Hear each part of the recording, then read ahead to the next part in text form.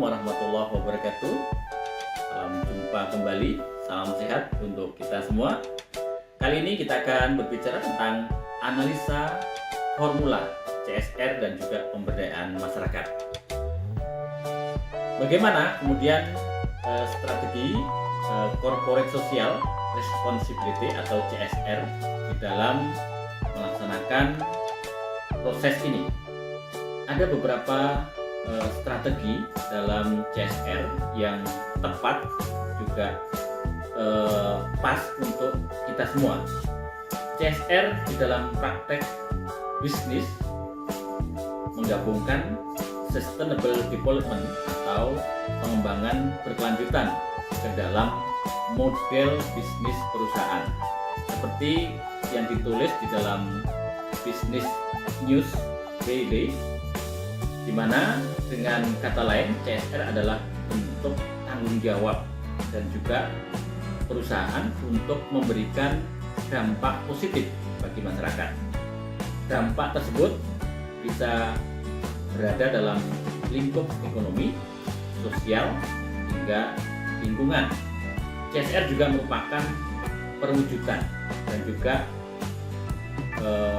sebagaimana proses ini, yaitu perusahaan harus unggul dalam people untuk melakukan planning di dalam lingkungannya, di mana ada 3 hal, yaitu profit, sebagaimana dia harus dapat keuntungan secara finansial, kemudian properti, artinya kesejahteraan bagi masyarakat, dan juga bagaimana dapat memperoleh manfaat. Kemudian selanjutnya adalah sesuaikan dengan visi misi perusahaan. Hal ini terutama harus dikembangkan ketika menyusun strategi CSR, adalah menyesuaikan dengan visi misi perusahaan. Pihak yang bertanggung jawab menyusun CSR harus benar-benar paham apa yang hendak dicapai oleh perusahaan. Harus mengetahui bagaimana dasar yang akan dilaksanakan, budaya dan juga pedoman perusahaan. Kemudian juga harus menentukan beberapa pilihan skenario atau strategi CSR yang digunakan dalam perusahaan. Kemudian tentukan isu pelanggan. Setelah memenuhi dan juga sebuah perusahaan itu menemukan apa yang sedang berkembang di lingkungan pelanggannya, menurut penelitian ini ada beberapa hal. Menurut Concomunitant, ada 87% pelanggan akan membeli produk atau jasa perusahaan yang peduli pada isu yang menurutnya penting. Maka jangan sia-siakan kesempatan CSR ini untuk melakukan aksi sosial yang tidak sesuai dengan pelangganmu. Riset dan juga temukan isu apa yang sedang menarik perhatian mereka.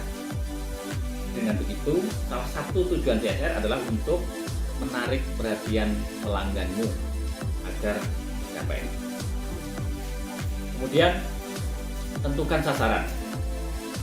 Jika kamu sudah bisa menemukan kedua hal di atas, tugasmu adalah membentuk sasaran CSR.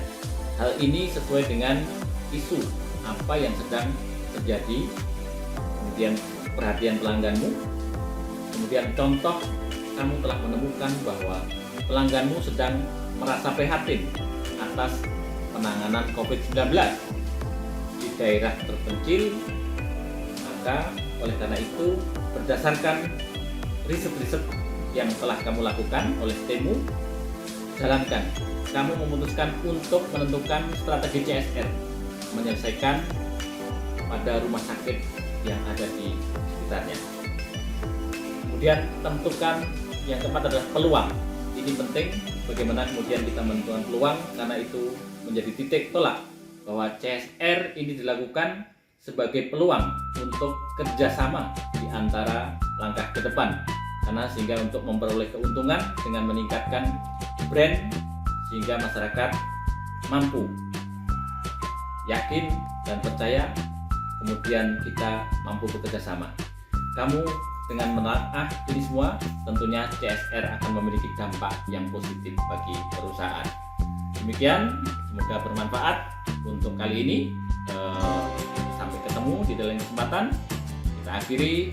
Akhir kalam, assalamualaikum warahmatullahi wabarakatuh.